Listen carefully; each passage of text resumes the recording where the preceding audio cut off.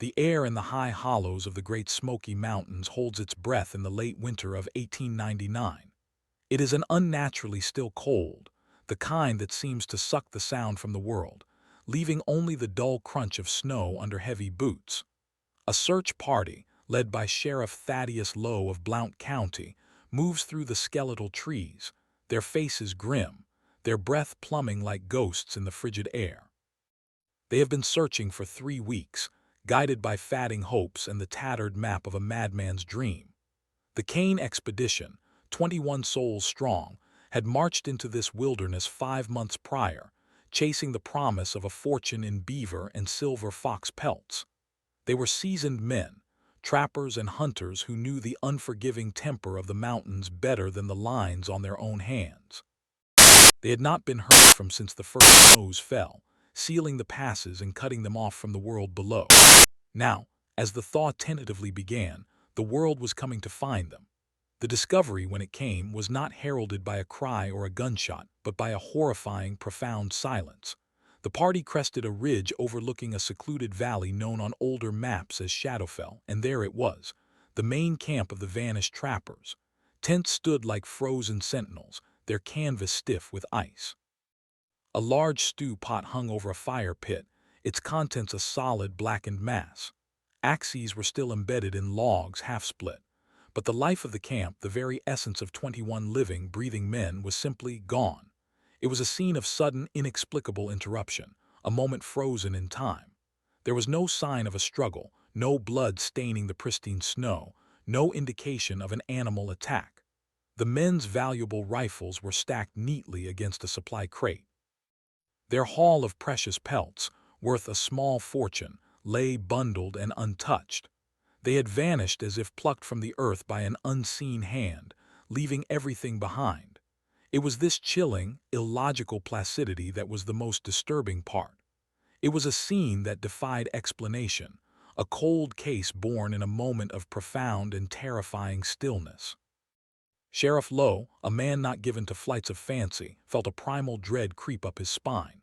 He had seen men lost to blizzards, their bodies found contorted in the spring thaw. He had seen the grisly aftermath of bear attacks and feuds that ended at the point of a knife. This was different. This was a violation of natural law. As his deputies fanned out, their hushed voices barely disturbing the oppressive silence, the sheer strangeness of the scene grew more profound. A plate of beans sat on a stump, a spoon resting beside it, a dusting of snow covering the meal as if its owner had simply stood up and walked away mid-bite. Inside one of the tents, a letter home was laid out on a small cot, the ink blot from the pen suggesting the writer had been interrupted with sudden urgency. But an urgency for what? Where could 21 men go in the heart of a blizzard without their weapons, without their winter gear, without the very pelts that were their entire reason for being there? The search party checked the perimeter, then widened their search. They spent 2 days combing the valley, shouting themselves hoarse until the unnatural silence of the place seemed to mock their efforts. They found no tracks leading away from the camp other than their own. No graves, no bodies, not a single boot print to suggest a direction. It was a physical impossibility. 21 men, weighing a collective 2 tons, could not simply evaporate. Yet the evidence before them suggested exactly that. This was not just a case of missing persons. It was a macabre puzzle box, a horrifying cold case whose pieces were scattered across a landscape that seemed intent on keeping its secrets. The mystery of the Kane expedition was not about where they went, but how they could possibly have gone. As the sun began to set on the second day of the search, casting long, skeletal shadows across the abandoned camp, one of Lowe's deputies let out a sharp cry. He had found something. Half buried in the snow near the edge of the woods, something that did not belong, a small, leather-bound journal. Its pages were stiff with ice, its contents a forbidden history waiting to be thawed. To understand the horrifying silence of that abandoned camp, we must rewind the clock 5 months to the autumn of 1898. It was a time of grim necessity. The nation was still reeling from the financial panic of '97, and the rugged communities clinging to the feet of the Smoky Mountains felt the squeeze harder than most. Work was scarce, and the coming winter promised to be long and brutal.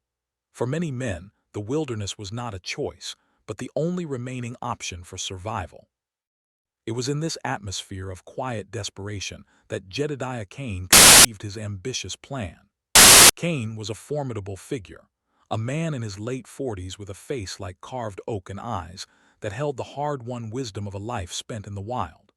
He was a veteran of trapping expeditions from the Rockies to the Appalachians, and he spoke of a legendary, untouched valley deep within the Smokies, a place whispered to hold a population of silver fox and beaver unseen in a generation. He claimed to possess a crude, hand-drawn map to this trapper's paradise, a place he called the Black Creek Basin. The promise was intoxicating.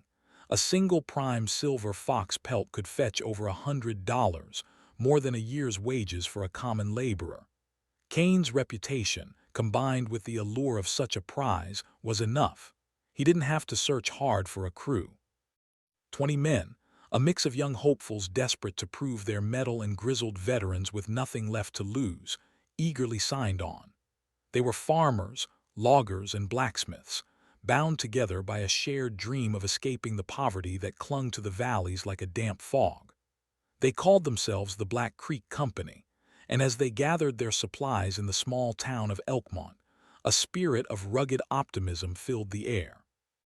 They were aware of the risks, but in their minds the potential reward far outweighed the dangers of the forbidden high country.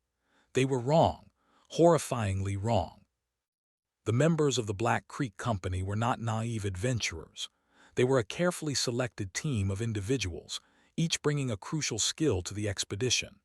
There was Silas Croft, the company's blacksmith, a quiet giant of a man whose job it would be to mend broken traps and tools. There were the Miller brothers, Eli and Samuel, renowned for their uncanny marksmanship and their ability to track game across any terrain. And there was young Thomas Fletcher, just 19 years old, who had signed on as the camp cook's assistant, his primary motivation being to send money back to his widowed mother. Each of the 21 men had a story, a family, a reason to risk their lives in the frozen heart of the mountains. Their preparations were meticulous. For weeks, they stockpiled supplies: salted pork, flour, beans, coffee, and enough ammunition to fight a small war. They gathered hundreds of steel traps, skinning knives, and snowshoes. Jedediah Kane oversaw every detail, his stern demeanor instilling confidence in his crew. He was a leader who left nothing to chance, a man who respected the mountains but did not fear them. He believed that with proper planning and unshakable resolve, any challenge nature presented could be overcome. This misplaced faith in human dominion over the wild would prove to be their first and most fatal mistake. As they prepared to depart in late October, with the forests ablaze in the colors of autumn, a final, ominous warning came from an unexpected source. It was a warning that, had it been heeded, might have averted the macabre fate that awaited them. It came from a man who understood the mountains not as a resource to be conquered, but as a living, breathing entity with its own ancient laws and forbidden territories. A man who knew that some places were never meant for human eyes. He was a local Cherokee elder, and the place he warned them about was not on any of Kane's maps. The elder's name was Yanaguska, though the white settlers simply called him Yona. He approached the bustling camp on the eve of their departure, a small, wizened figure wrapped in a wool blanket, his presence a stark contrast to the loud, confident energy of the trappers. He did not speak to the group, but asked specifically for their leader, Jedediah Kane. The two men spoke for nearly an hour by the light of a flickering campfire, their voices low. Yona had seen Kane's crude map and the route it laid out. His finger, gnarled with age, traced a line that crossed into a region the Cherokee had shunned for centuries. He called it Ulagu, the place of the brooding silence. He spoke of it not as a physical location, but as a cursed ground, a place where the veil between worlds was thin. It was, he explained, a domain protected by an ancient spirit, an entity the elders called the Asjali. He described it not as a monster of flesh and blood, but as a presence, a cold and hungry consciousness that resented intrusion. The Asjali, he warned, did not hunt with tooth and claw. It was more insidious. It was a creeping dread that first infected the mind.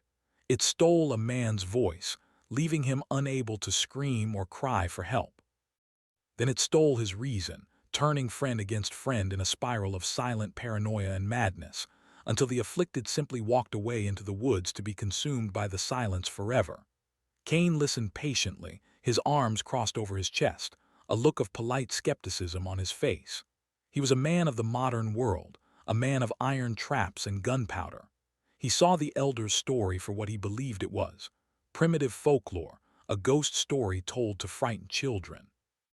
He thanked Yona for his concern, assured him they would be careful, and dismissed the warning as the ramblings of an old man. That night, as the trappers told stories and shared a final bottle of whiskey around the fire, Kane's encounter with the elder became a source of amusement, a dark joke to lighten their spirits before the hard journey ahead. The curse of the Asjali was laughed off. The horrifying cold case of the 21 trappers was, in that moment, sealed. The first week of the journey was deceptively idyllic. The Black Creek Company made good time, following the winding course of the Little Pigeon River deep into the mountain range.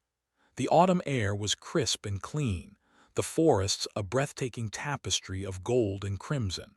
The camaraderie among the men was strong, their spirits buoyed by the promise of the wealth that lay ahead. Jedediah Kane was a master of logistics, pushing his men hard during the day but ensuring the evenings were filled with hot food and a sense of shared purpose. They sang songs around the campfire, the sound echoing through the valleys, temporarily filling the vast emptiness with human warmth. Young Thomas Fletcher, the cook's assistant, kept a small journal, and his early entries speak of wonder and excitement. He describes the stunning vistas, the taste of fresh trout cooked over an open fire, and his admiration for Kane's leadership. There is no hint of fear or foreboding in his words, only the unbridled optimism of youth on its first great adventure. Yet, even in these early days, the mountains were offering subtle hints of their disquiet. Experienced trappers like Silas Croft noted the unusual scarcity of game. The forests, which should have been teeming with deer, turkey, and black bear preparing for winter, were strangely quiet. The woods seemed to be holding their breath, watching them pass. On the fourth day, Eli Miller, one of the sharpshooting brothers, swore he saw a massive, dark shape moving through the trees at the edge of his vision, something far larger than any black bear. But when he and his brother circled around to investigate, they found nothing. No tracks, no broken branches, not even a whisper of its passage. Kane dismissed it as a trick of the light, a common mistake in the dense, shifting shadows of the old-growth forest. The men, trusting their leader, accepted the explanation, but a seed of unease had been planted. The silence was beginning to feel less like peace and more like a presence. They were entering a part of the world that did not want them there, a forbidden realm where the normal rules of nature were beginning to fray at the edges. By the end of the second week, the expedition had climbed into the high country. The vibrant colors of autumn had given way to the stark, monochromatic palette of late fall. The air grew thin and sharp, and the first flurries of snow dusted the ground. It was here that Kane, consulting his tattered map, declared they had arrived. They stood at the precipice of a deep, secluded valley, a massive bowl carved into the mountains, so isolated that it seemed to exist outside of time. A thick, meandering creek, which Kane christened Black Creek, snaked through its floor. The valley was filled with a dense, primeval forest of fir and spruce, their branches heavy with a dark, brooding stillness. This, Kane announced with a triumphant slap on Silas Croft's back, was their prize, the Black Creek Basin, the place that would make them all rich men. Their initial exploration seemed to confirm his every promise. The creek was teeming with signs of beaver activity, with dams and lodges larger than any of them had ever seen. The tracks of silver fox were plentiful in the soft earth along the banks. It was a trapper, Eden, untouched and overflowing with bounty. Their spirits soared. The unsettling quiet of the journey was forgotten, replaced by a feverish excitement. They set up their main camp in a sheltered clearing near the creek, a small city of canvas and wood smoke that they would call home for the next 4 months. They began the arduous work of setting their trap lines, fanning out in teams of two through the vast, silent valley. The first few days of trapping yielded a haul beyond their wildest dreams. Prime pelts piled up, and the men's laughter once again echoed through the woods. They had overcome the odds, ignored the superstitious warnings, and found their fortune. They believed they had conquered the mountain. But the mountain was merely watching, waiting. The valley had allowed them to enter, but it had no intention of ever letting them leave. The curse of the Asjali, the brooding silence of Ulugu, was beginning to stir. The first truly disturbing incident occurred about a week after they established the main camp. It was an event so bizarre, so contrary to the laws of the wilderness, that it could not be easily explained away. Samuel Miller, checking one of his trap lines in the northern end of the valley, found 3 of his steel traps sprung. This was not unusual in itself. Sometimes a branch would fall or a non-target animal would trigger the mechanism. What was horrifying was what he found within them. In each trap was a dead fox, but the animals were not merely killed. They had been grotesquely mutilated in a way that served no logical purpose. Their bodies were twisted into unnatural, spiral shapes, their bones broken and rearranged. Most macabre of all, their mouths were stretched open in a silent scream, pinned in place by sharpened twigs. It was a deliberate, ritualistic display. It was not the work of any known predator. No bear or cougar would do this. And the idea that a rival trapper had somehow entered their hidden valley and committed such a senseless act was unthinkable. When Samuel brought his brother and Jedediah Cain to see the grim tableau, a heavy silence fell over the 3 men. Cain, ever the pragmatist, tried to rationalize it. Perhaps it was a strange sickness that had afflicted the animals, causing them to convulse in their death throes. But even as he said the words, he knew they sounded hollow. This was an act of intelligence, an act of malevolent intent. It was a message. That night the mood in the camp was different. The boisterous laughter was gone, replaced by hushed, worried conversations. The men's eyes darted towards the impenetrable wall of darkness that surrounded their small circle of firelight. The elder Yonah's warnings about a brooding silence no longer seemed like the ramblings of a superstitious old man. The silence of the valley now felt less like an absence of sound and more like the presence of something listening. The first cracks in the expedition's foundation of logic and reason had appeared. The horrifying descent had begun. In the days that followed the discovery of the mutilated foxes, a palpable tension settled over the camp. The men worked with a new, grim efficiency, but the easy camaraderie was gone. They started moving in larger groups, no one willing to venture out to check their trap lines alone. They began to imagine things, fleeting movements in the periphery of their vision, shadows that seemed to detach from the trees and crawl along the forest floor. At night, the wind whispering through the high pines began to take on a new, sinister quality. Several men, including the stoic Silas Croft, swore they could hear faint, disembodied whispers carried on the gusts, words that were impossible to make out but felt disturbingly familiar. Cain did his best to maintain morale, publicly blaming the strange atmosphere on mountain fever, a well-known affliction where the isolation and altitude could play tricks on the mind. He organized work details to keep the men busy, reinforcing the camp and chopping extra firewood. He wanted to project an aura of control, to convince his men, and perhaps himself, that these were merely the phantoms of their own weary imaginations. But the occurrences grew more frequent and more difficult to ignore. Tools left in one spot would be found in another, with no one admitting to having moved them. A carefully stacked pile of firewood would be found completely disassembled overnight, the logs laid out in a perfect, sprawling spiral pattern that radiated from the center of the camp. It was another message, another piece of ritualistic strangeness that defied explanation. The most unsettling phenomenon was the silence itself. It was becoming deeper, more profound. The men noticed that they could no longer hear the small sounds of the forest, the chirping of birds, the chatter of squirrels, the rustle of mice in the undergrowth. It was as if all animal life had fled the valley, leaving the 21 men utterly alone with the growing dread. They were trapped in a bubble of absolute quiet, a quiet that seemed to be pressing in on them, suffocating them. The curse the elder had spoken of was no longer a distant myth. It was a tangible, oppressive force, and it was slowly, methodically taking them apart.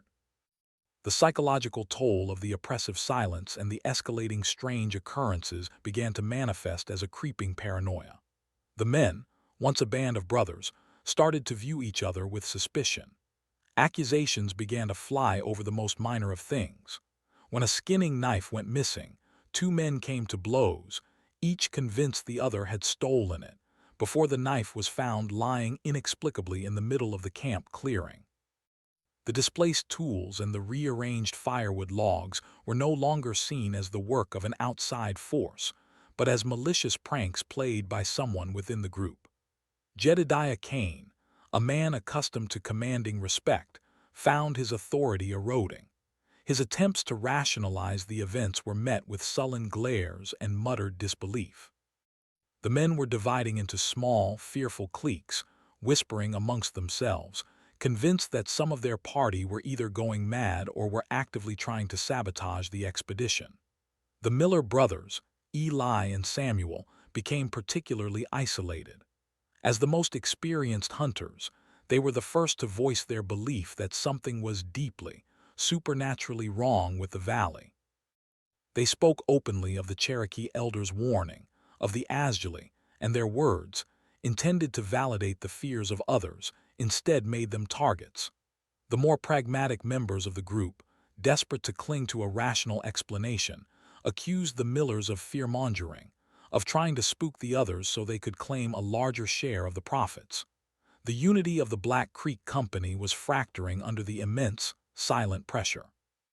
They were becoming a camp of strangers, each man locked in his own private battle with the encroaching dread. The entity haunting the valley did not need to show itself. It was achieving its goal through a far more insidious method. It was turning the men's own minds into weapons against themselves. They were becoming their own worst enemies. The horrifying truth of their situation was that the greatest threat was not what was lurking in the woods outside their camp. It was the darkness that was beginning to fester within it. If you find these dives into forbidden history as compelling as I do, consider subscribing to the channel. The records of the past are filled with disturbing tales that have been intentionally forgotten, and we are dedicated to unearthing them, because the story of the Kane expedition is about to get much, much darker. The breaking point, the moment when simmering paranoia boiled over into genuine terror, came with the first snow. A heavy blizzard swept through the mountains, dumping 3 feet of snow on the valley in a single night and officially sealing them off from the outside world until spring. They were now truly, completely isolated. The world they had known was gone, buried under a sea of white. The snow amplified the silence to a deafening degree. It blanketed every surface, absorbing every sound, creating an atmosphere of profound and unnerving stillness. It was on the second night after the blizzard that young Thomas Fletcher, the cook's assistant, vanished. The 19-year-old was known to be the most skittish of the group, deeply affected by the strange happenings and the growing tension. He had been assigned to the first watch, a 2-hour shift guarding the sleeping camp. When the man for the second watch, a trapper named Corbin, awoke to relieve him, Thomas was gone. His rifle was still propped against the log where he had been sitting. A tin cup of coffee, now frozen solid, sat beside it. His snowshoes were missing, but the most disturbing fact was the complete and total lack of any tracks. The new fallen snow around the camp was a perfect, untouched blanket. There were no footprints leading away from his post, none whatsoever. It was as if he had been lifted straight up into the sky. Panic erupted. At first light, Kane organized a full search, every man fanning out from the camp. They searched all day, their shouts of Thomas, swallowed by the vast, snowy silence. They found nothing. No sign of a struggle, no dropped piece of clothing, no tracks. It was a terrifying echo of the final, abandoned scene that Sheriff Lowe would discover months later. The impossibility of it shattered the last vestiges of rational thought in the camp. A man could not simply dissolve into the air. The trappers were now faced with a horrifying, undeniable truth. They were trapped in a valley with a force that did not abide by the laws of physics, a force that could make a man vanish from the face of the earth without leaving a single trace. The disappearance of Thomas Fletcher plunged the Black Creek Company into a state of open fear. The flimsy pretense of mountain fever was abandoned. The men were now convinced they were being hunted. They huddled together in the main camp, abandoning the trap lines entirely. The fortune in pelts they had collected now seemed worthless, a cursed treasure they would never live to spend. Kane's leadership was all but gone. He was just one of 20 scared men, his authority replaced by the primal authority of fear. They began to build a crude palisade around the camp, a defensive wall of sharpened logs, as if that could protect them from an enemy that could walk through the snow without leaving footprints. The work was frantic, fueled by adrenaline and terror. It was during the construction of this desperate fortification that the second Macabre discovery was made. Silas Croft, while felling a large spruce at the edge of the clearing, noticed something carved into the trunk of a neighboring tree, previously hidden from view. It was a symbol, a complex spiral that seemed to turn in on itself, etched deep into the bark. It was not a symbol he recognized from any Native American tribe, nor was it the work of a settler. It felt ancient, alien. A search of the immediate woods revealed another, and then another. They were everywhere, a ring of these disturbing symbols carved into the trees, encircling their camp. They had been there the whole time, watching them. The men felt a collective, sickening lurch in their stomachs. They had built their camp in the very center of something, a ritual site, a territory marker for some unspeakable thing. The symbols were identical to the pattern the firewood had been arranged in, and in a flash of horrifying insight, several men remembered the twisted bodies of the foxes, their limbs contorted into that same sickening spiral. It was a signature, the calling card of the entity that was tormenting them. They were not just in its territory, they were caught in its web. The palisade they were building suddenly felt laughably inadequate.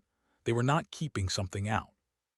The horrifying reality was, they had been locked inside with it from the very beginning. A new and far more terrifying affliction began to spread through the camp in the week following Fletcher's disappearance. It started with Silas Croft, the blacksmith. The normally quiet man became utterly silent. He stopped speaking entirely. When questioned, he would only look at his comrades with wide, terrified eyes, his mouth opening and closing as if trying to form words, but no sound would emerge. He would point to his throat, shaking his head in frantic frustration. He had lost his voice. At first, Kane and the others thought he had a severe case of laryngitis, a natural if inconvenient illness. But within 2 days, 3 more men had fallen silent. They too would try to speak, their faces contorting with the effort, but only a dry, rasping hiss would escape their lips. There was no coughing, no sore throat, no physical symptom of any kind.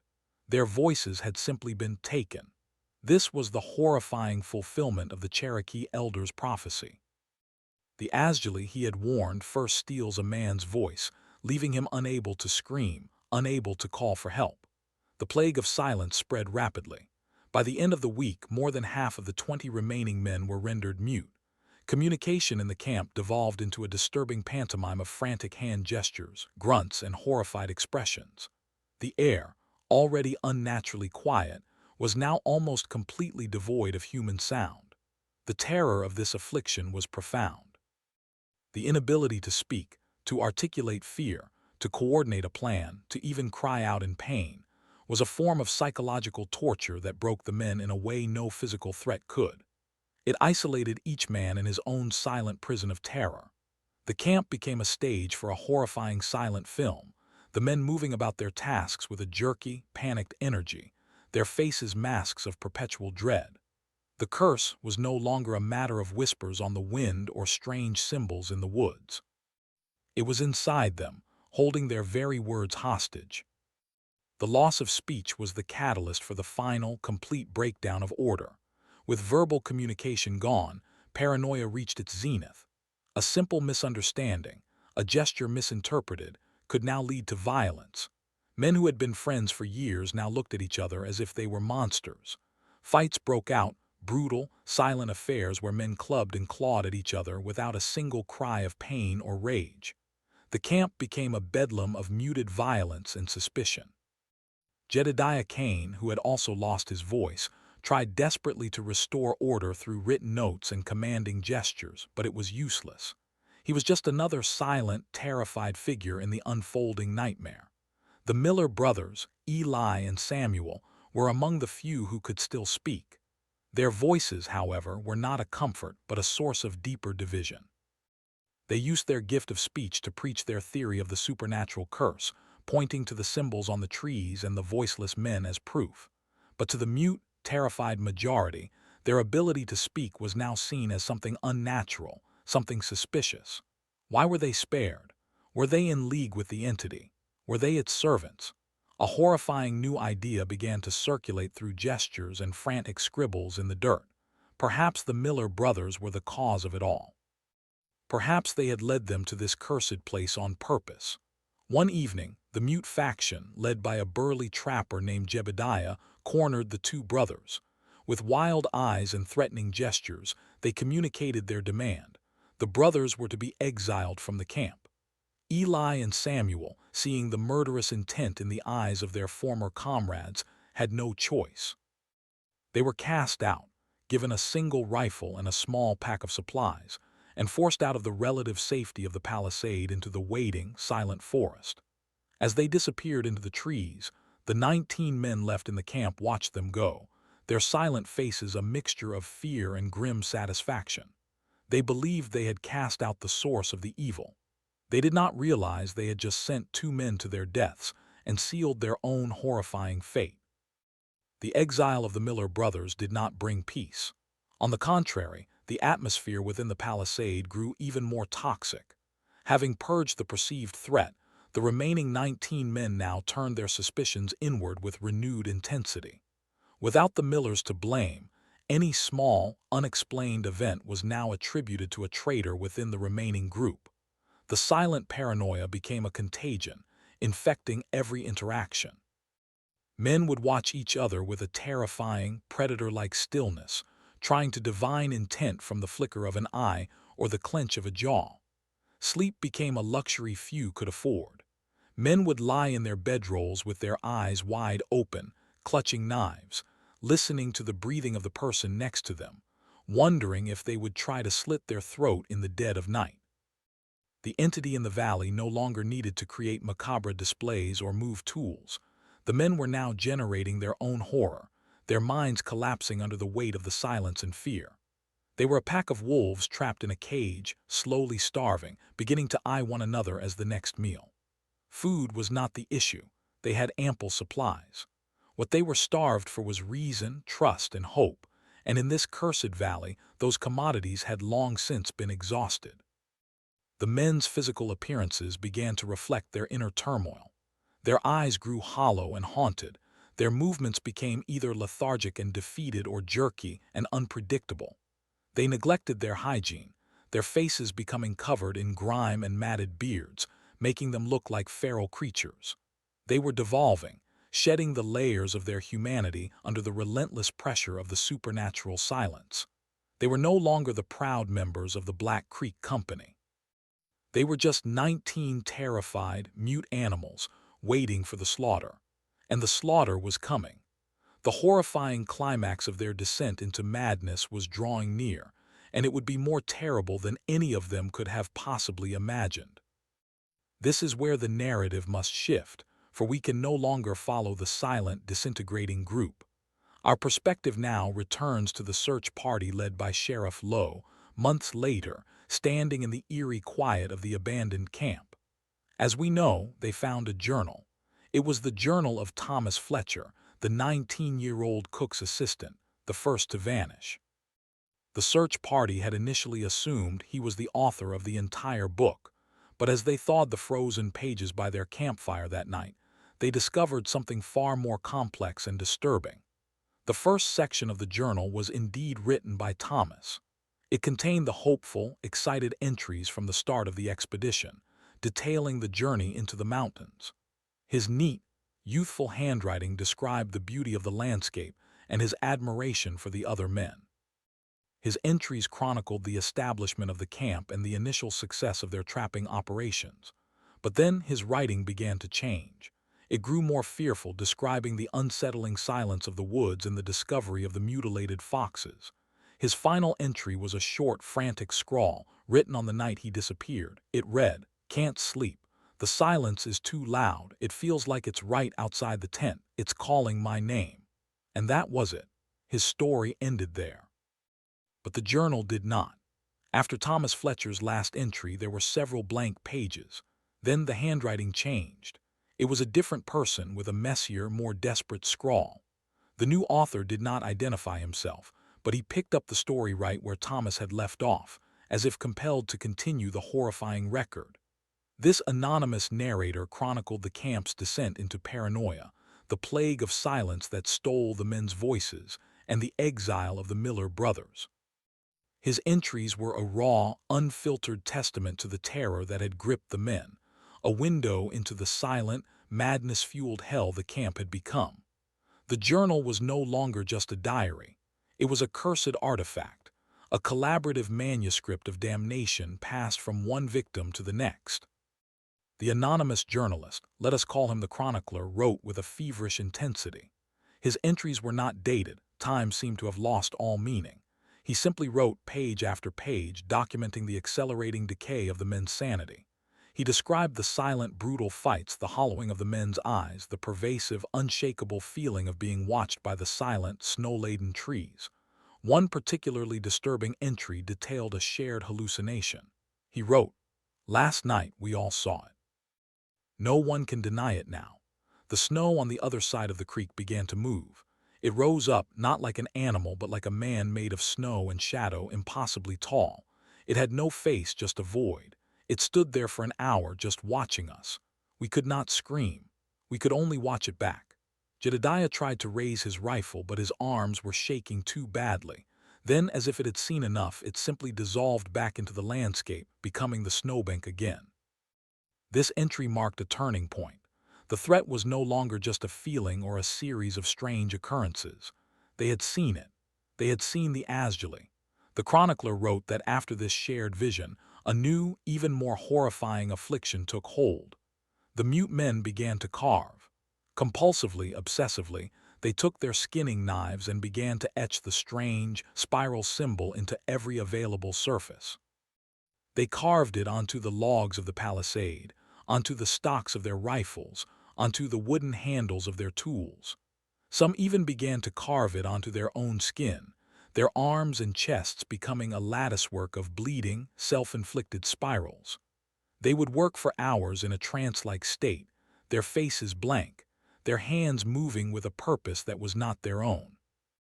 The camp was being transformed into a shrine to the malevolent entity that was destroying them, an altar of madness built by its own victims.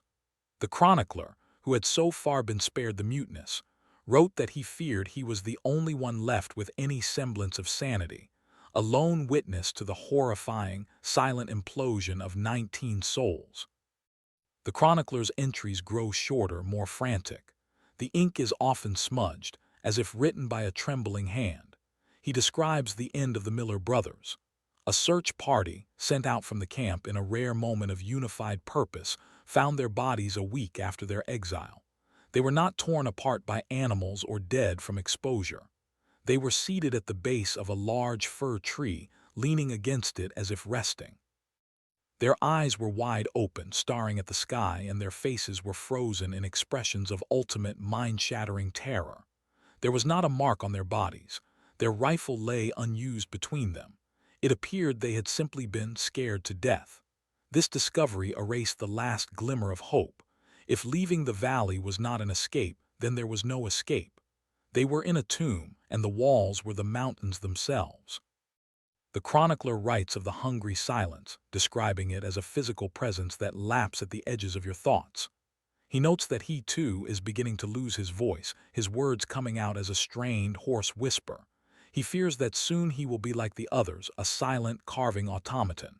His final coherent entry is a desperate plea not to a rescuer but to the entity itself.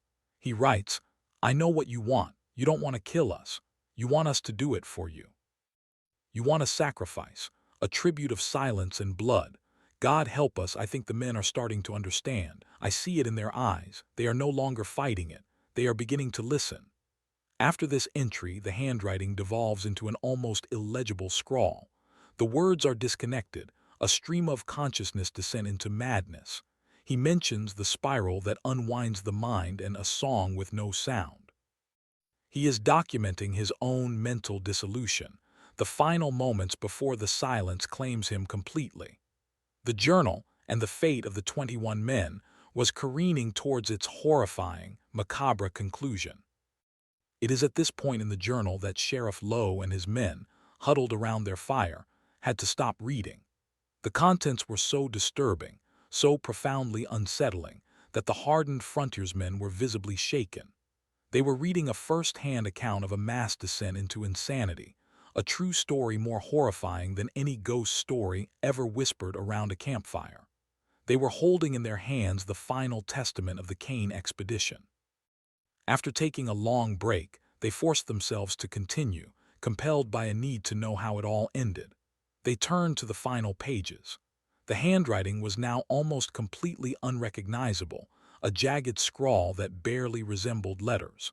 But it was here, in these last few pages, that the journal delivered its most horrifying revelation. The chronicler, in his last moments of lucidity, described the final act. He wrote that one evening, Jedediah Kane, the strong, pragmatic leader who had been mute and withdrawn for weeks, suddenly stood up. He walked to the center of the camp and began to make a series of slow, deliberate gestures. He was not panicked or afraid. His face was eerily calm, as if he were in a trance. He was communicating a plan, a ritual. The other men, their eyes glowing with a strange, feverish light in the fire's reflection, seemed to understand him perfectly. They rose as one and began to move with a quiet, terrifying purpose. They dismantled the large communal stew pot, taking it off its tripod.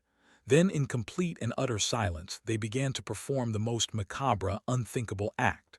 The chronicler's scrawled words describe a scene of ritualistic violence, a silent, orderly massacre under the cold gaze of the winter moon. It was not a chaotic brawl. It was a ceremony. He describes how the men, one by one, willingly and calmly, met their end at the hands of their comrades, who would then, in turn, offer themselves to the next. It was a chain of slaughter, executed with the chilling precision of a religious rite. They had answered the entity's call. They were giving it the sacrifice of blood and silence it demanded. The chronicler's final words paint a scene of almost unimaginable horror. He describes himself as the last one, hiding, watching this silent, ritualistic carnage unfold. He writes that the men's faces were not filled with pain or fear, but with a kind of ecstatic release, as if they were achieving some sort of terrible, holy communion. The silence of the act was the most monstrous part. There were no screams, no pleas for mercy, just the soft, wet thuds of violence and the steady, rhythmic movements of the participants. The entire horrifying event was conducted in the same profound, unnatural quiet that had haunted them for months. The chronicler details how the last two men, Silas Croft and another trapper, faced each other. After a moment of silent acknowledgement, they acted in unison, ending each other's lives at the exact same moment. And then there was only him. The lone survivor, the final witness. He writes that after the last man fell, the presence in the valley, the great, cold silence of the Asgili seemed to recede.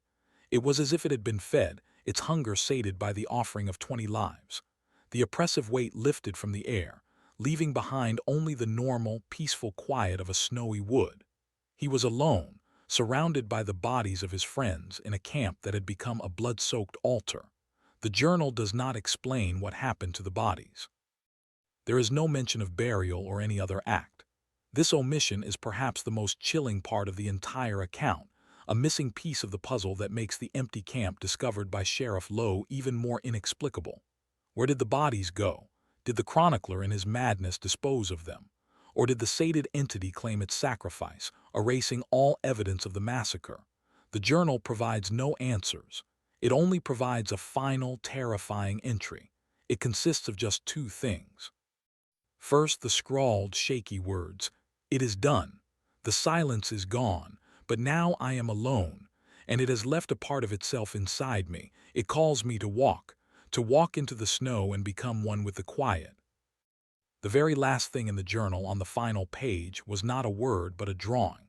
It was a crudely sketched but unmistakable image of the spiral symbol, the same symbol found on the trees, the same symbol the men had carved into their own flesh.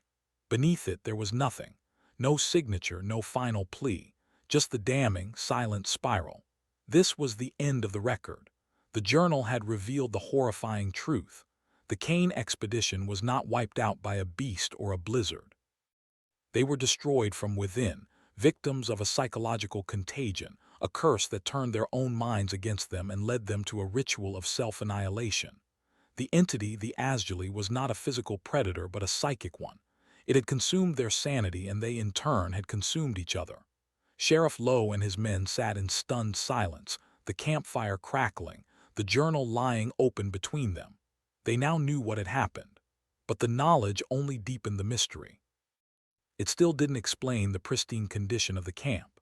The chronicler's account was one of blood and carnage, yet the search party had found no bloodstains, no signs of a struggle. And most importantly, it did not explain the vanishing of the 20 bodies or the fate of the final, lone survivor. Did he truly just walk off into the snow to die, as his final entry suggested? And if so, how did he dispose of 20 bodies before doing so? The journal, which had promised answers, had only delivered a more profound and disturbing set of questions.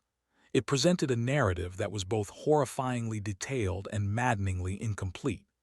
The official, rational explanation for the disappearance of the 21 men remained as elusive as ever. The cold case was, in a way, colder than before, now frozen in the ice of a supernatural explanation that could never be entered into any official record. Sheriff Lowe was a man of the law, a believer in evidence and facts. The journal in his hands was evidence, but it pointed to a fact his mind could not accept.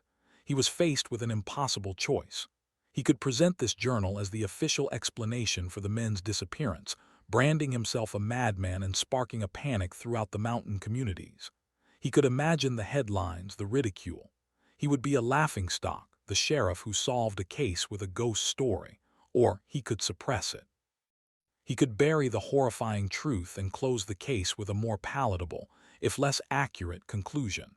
The men, their families, deserved answers, but what answer could he possibly give them?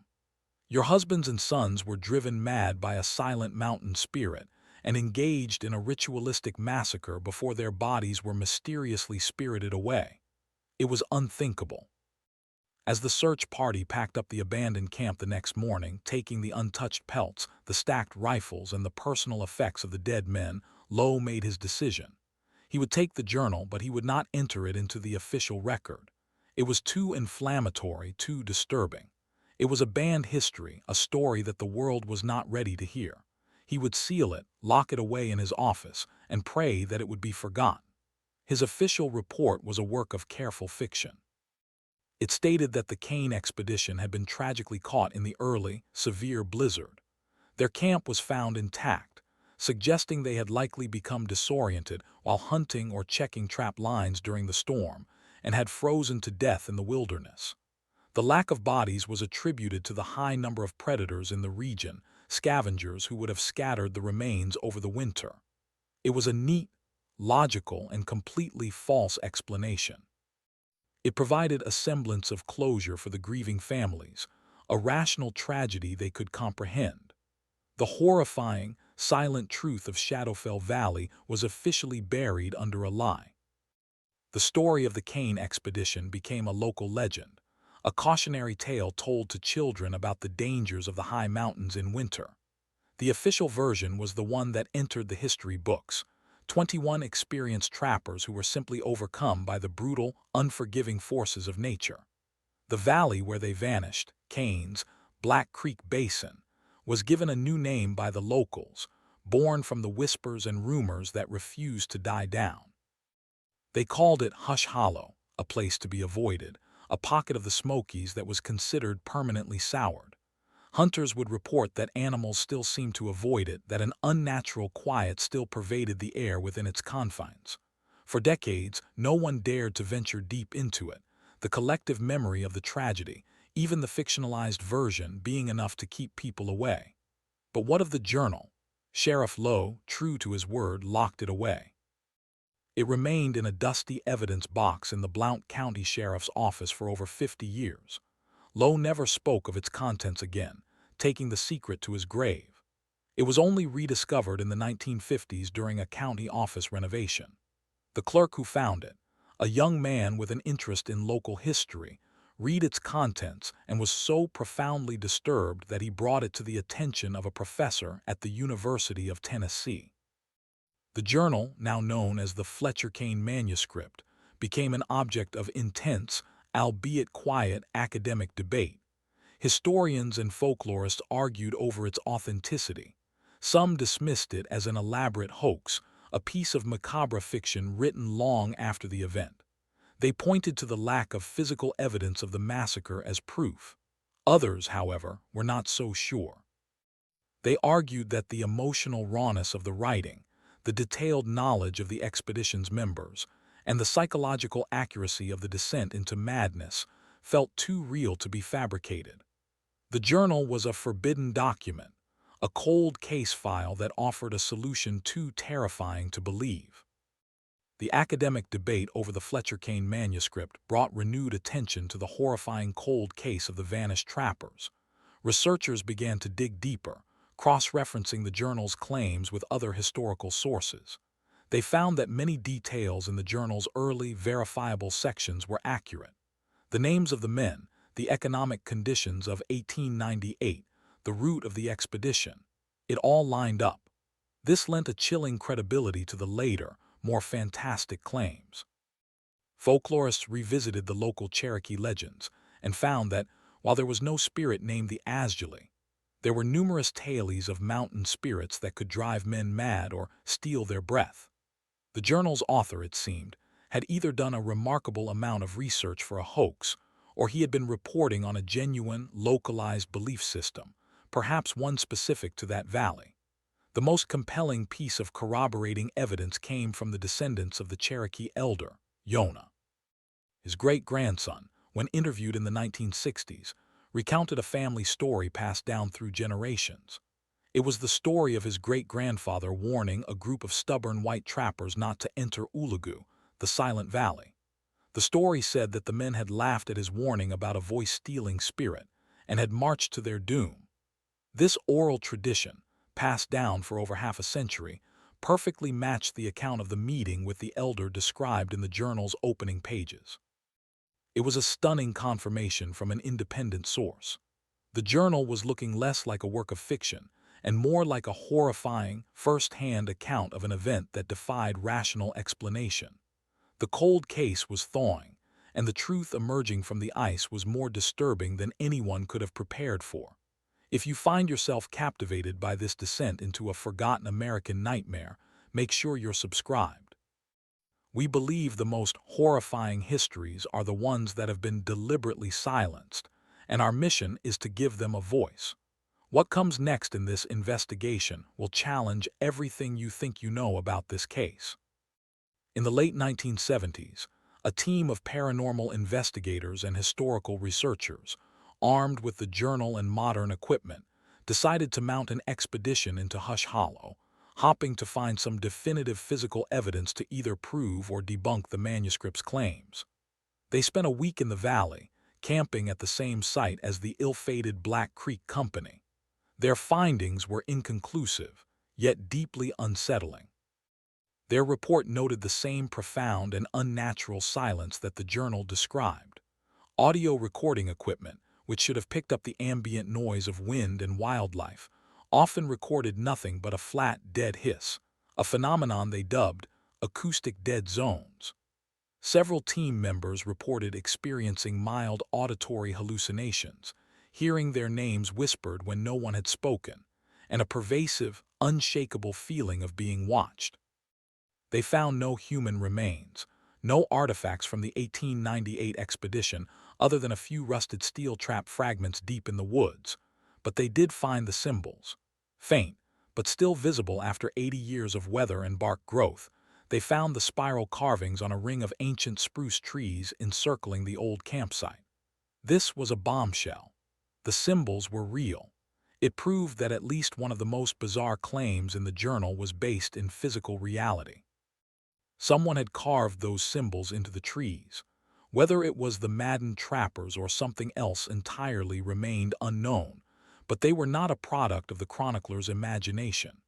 The expedition left the valley with more questions than answers.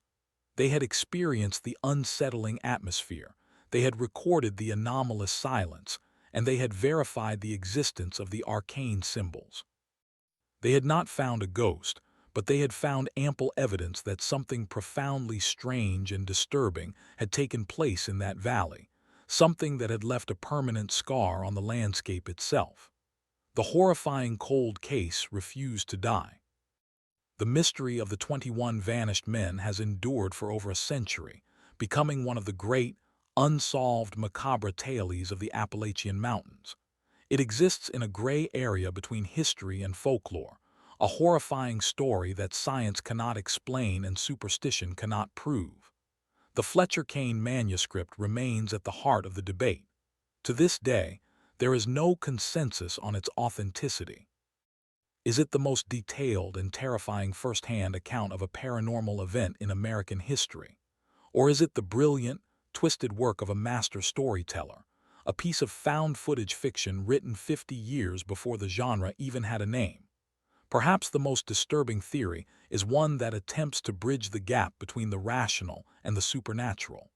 Some psychologists and geologists have proposed a scientific explanation for the events. They theorize that the valley, due to its unique geological structure, could be a source of constant, low-frequency infrasound. Infrasound, which is sound below the level of human hearing, has been shown in laboratory settings to cause feelings of anxiety, dread, paranoia, and even visual and auditory hallucinations. The hungry silence the trappers' experience could have been a constant, unheard noise that was literally driving them mad, vibrating at the precise frequency of fear. This theory could explain the psychological breakdown, the paranoia, the visions of a shadowy figure, and the descent into madness. It provides a scientific framework for the horror, but it is an incomplete answer. Infrasound does not explain how a man could vanish without leaving tracks. It does not explain the plague of speechlessness, the ritualistic mutilation of animals, or the complex, repeating symbols.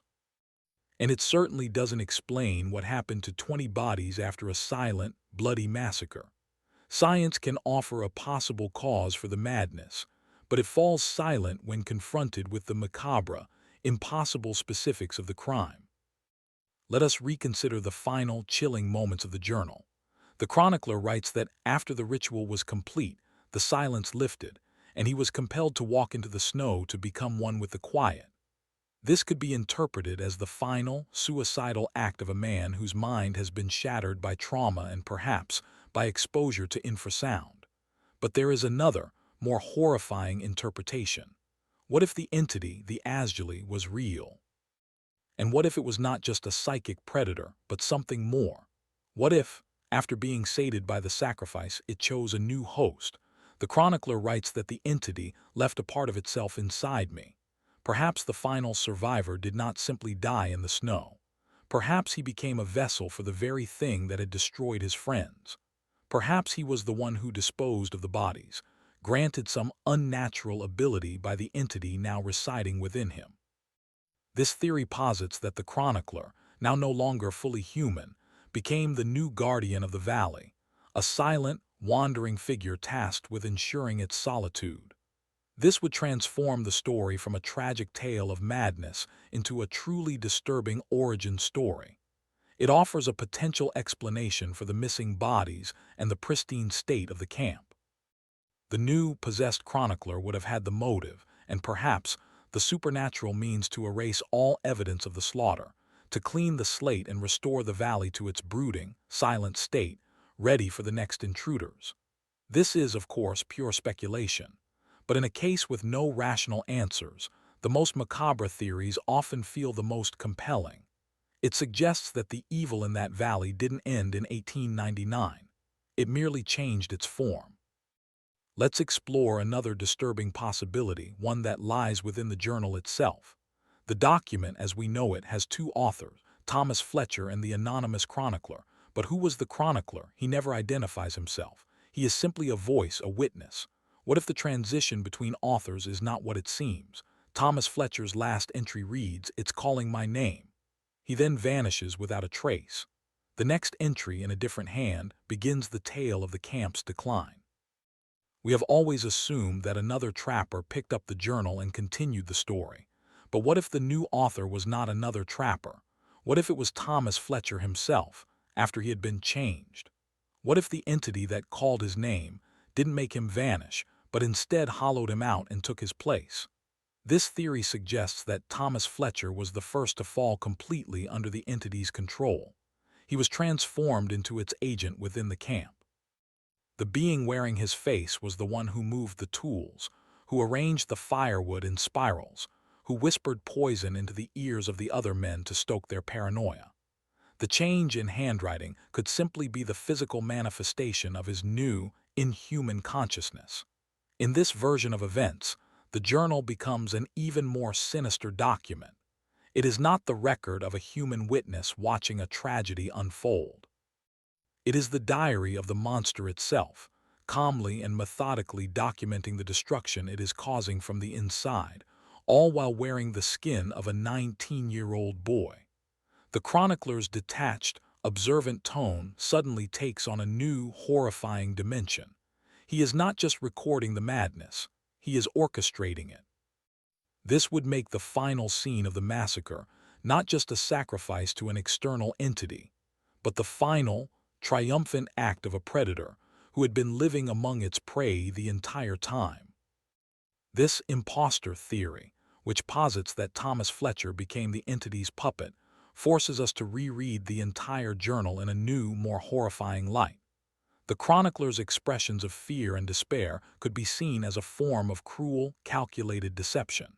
He writes about his fear of losing his voice, even as he is the one stealing the voices of others. He documents the growing paranoia, a paranoia he himself is actively cultivating. He becomes the ultimate unreliable narrator, a wolf in sheep's clothing writing the history of the flock he is leading to slaughter. Consider the exile of the Miller brothers. In the original reading, it is an act of mass hysteria. But if the possessed Thomas Fletcher is orchestrating events, their exile becomes a calculated move. The Millers were the most vocal about the supernatural threat. They were the closest to understanding the true nature of the enemy. By turning the mute, terrified mob against them, the entity, through Thomas, eliminated the only two people who might have been able to rally a defense. It was a strategic masterstroke. This also recontextualizes the final, horrifying entry. It has left a part of itself inside me. It calls me to walk. If the chronicler is the entity itself, this is not a cry of despair. It is a statement of victory. The ritual is complete, the souls have been harvested, and the entity is now free to move on, to walk out of the valley in its human disguise, perhaps to find a new, more populated hunting ground. The disappearance of the 21 trappers was not just a massacre, it was an incubation. The horrifying possibility is that the evil from Hush Hollow did not remain there. It walked out into the world in 1899, wearing the face of a 19-year-old boy, and it could still be out there, moving from place to place, leaving a trail of silent, inexplicable tragedies in its wake. There is one final, nagging detail that no theory has ever been able to adequately explain: the untouched pelts. The Black Creek Company had amassed a small fortune in beaver and silver fox furs. They were the entire reason for the expedition, the prize for which the men had risked and lost their lives. Why were they left behind? If the men had simply gone mad and killed each other, one would expect the valuable furs to be ignored in the chaos. But even in the imposter theory, where a possessed Thomas Fletcher walks away at the end, why would he not take the pelts? It was a portable, untraceable fortune that would have set him up for life in his new identity. The fact that they were left behind, neatly bundled, suggests that the force behind the tragedy had no interest in material wealth. Its motives were entirely otherworldly. This adds weight to the idea that the entire event was ritualistic in nature. The entity was not a common murderer or a thief. It was something ancient, something that operated on a different set of principles. It craved not gold or silver, but fear, madness, and the psychic energy released by a violent, silent death. The pelts were irrelevant to it. This detail, more than any other, pushes the explanation away from human culprits and firmly into the realm of the macabre and the supernatural. It suggests the trappers stumbled into a place governed by ancient, non-human laws, and they paid the ultimate price for their trespass. The neatly stacked rifles and the bundled pelts are perhaps the most eloquent clues in the entire cold case. They are a silent testament to the fact that whatever happened in Hush Hollow, it was not about greed or survival or any human motivation. It was about a hunger of a kind we cannot possibly comprehend. Let us return one last time to the scene of the crime. The abandoned camp, frozen in a moment of interrupted life.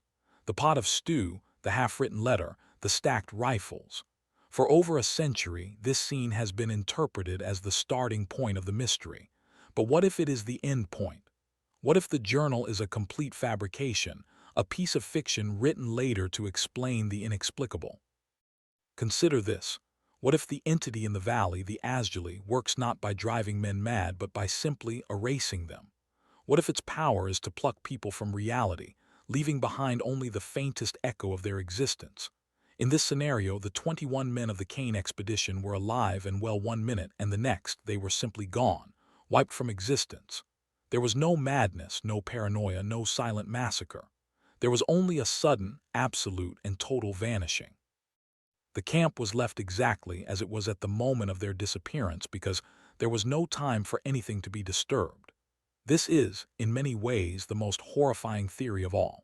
It is a complete violation of every law of physics and reason. It suggests a universe where human life is so fragile that it can be snuffed out in an instant by a power we cannot see or understand, leaving not even a body behind. In this version, the journal becomes a sort of ghost story in reverse. It's not a record of a real event, but perhaps a psychic residue left behind, an attempt by the valley's consciousness to create a narrative, a story, to explain the gaping hole in reality that the vanishing created. The journal would be the memory of a massacre that never actually happened, a macabre fiction created to fill an impossible void. This theory of total erasure forces us to confront the deepest existential fears. The men of the Kane expedition would not be dead in the conventional sense. They would be unmade. Their existence, their histories, their very matter would be nullified. This would explain the lack of bodies, the lack of blood, the lack of any evidence of their fate. The only things left behind were their possessions, objects that held no life force for the entity to consume. This idea is, of course, impossible to prove. It is the ultimate cold case, a crime with no victims, no perpetrator, and no evidence. There is only an absence, a void where 21 men used to be. The story of the Kane expedition becomes a chilling philosophical question. Is it more terrifying to die a violent death or to simply cease to exist altogether? The journal in this light could be seen as a mercy. It provides a narrative, however horrifying, for the men's disappearance. The story of madness and murder is a shield against the far more terrifying truth of absolute annihilation. Perhaps Sheriff Lowe, in burying the journal, did not hide the truth, but rather hid a fiction that was masking an even more unspeakable reality. The silence of Hush Hollow takes on a new meaning. It is not the silence of a predator waiting in the woods. It is the silence of a vacuum, the profound and eternal quiet of non-existence. The valley doesn't just kill you, it forgets you were ever born. So where does that leave us? We are left with a collection of horrifying possibilities, a constellation of macabre theories, none of which can be definitively proven. The horrifying cold case of the 21 trappers who never returned is a story that splinters into a dozen different nightmares, each one reflecting a different kind of fear. Fear of madness, fear of the unknown, fear of our fellow man, fear of a silent, predatory God, fear of ceasing to be. The true horror of the Kane expedition is not that we don't know what happened. It's that we are left with so many terrifying ways to fill in the blanks. The story has become a mirror, and in it, we see our own deepest anxieties about the fragility of our existence and the vast, indifferent wilderness that surrounds our small pockets of civilization. Perhaps the journal is real, a literal account of a supernatural tragedy. Perhaps it is a hoax, a masterpiece of macabre fiction. Perhaps it is the psychic echo of an even stranger event. We will likely never know for sure. The only certainty is that in the autumn of 1898, 21 men, full of hope and ambition, walked into the Great Smoky Mountains and were swallowed whole. They stepped off the map of the known world and into the pages of a forbidden, horrifying legend. Their story serves as a chilling reminder that there are still places in this world that are older and stranger than we can imagine, places that operate under a different set of rules. And that sometimes, the price of trespassing is absolute. Today, the Great Smoky Mountains are a national park, visited by millions of people every year. The trails are well marked, the maps are reliable, and the world of 1898 feels a million miles away. But the wilderness is still there, just beyond the scenic overlooks and the paved roads. The old-growth forests still hold their secrets, and the high hollows still fall silent under the winter snow. The exact location of Hush Hollow or Shadowfell Valley is not marked on any modern map. Its name has been lost to time, perhaps intentionally, by those who wish to keep people away. But it is out there, somewhere in the vast, protected wilderness. A silent, brooding valley, encircled by ancient trees bearing the faint scars of a spiral symbol. The journal, the Fletcher Kane manuscript, is held in the Special Collections Archive of a university library, a controversial and unsettling artifact that historians still debate. It is rarely seen by the public. It remains a banned history, a story too disturbing for the mainstream narrative.